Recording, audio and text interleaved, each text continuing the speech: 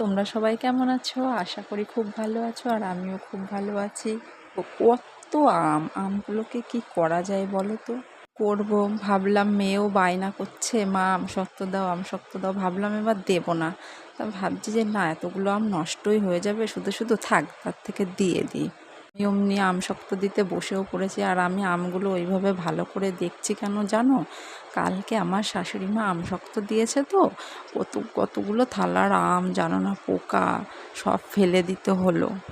খুব খারাপ লাগছিল জানো, ফেলে দিতে খুব কষ্ট হচ্ছিল, এত কষ্ট করে দেওয়া। আমি অনেকক্ষণ টাইম নিয়ে ভালো করে দেখে দেখে করলাম।